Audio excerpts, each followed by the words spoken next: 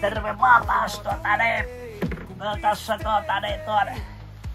Koitosen kanssa, tulepas nyt sieltä paikalle, niin tehty yhteistyösopimus. Minä valmennan ja ohjaan, mulla on nimittäin kokemusta tuosta kämmenlyönnistäkin, niin se kerran minä löin niin kovasti, se pallo tarttui tuohon ja ei se tänäkään päivänä lähtenyt, se taisi olla Wimbledonin kisat, missä se tapahtui. Ja niin, tuossa on peliasua. Vielä olisi muutama mainospaikkakin paijassa siinä, pyörähäpäs siinä ympäri. En tiedä. No niin, mutta niin kuin näkyy, niin peliasu on jo siinä valmiina.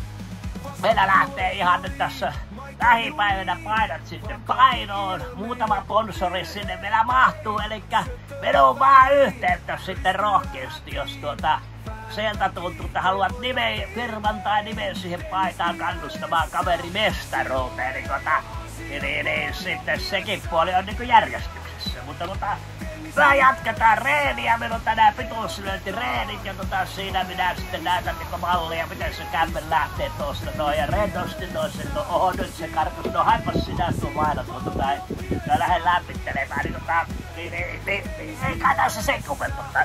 Kisoissa nähdään. Pojat miehistää.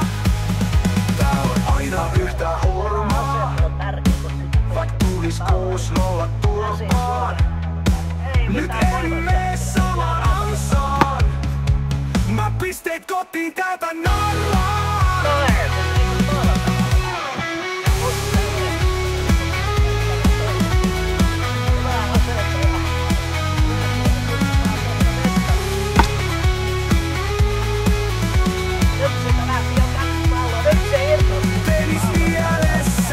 Silloin ei oo asiat paljon pielessä.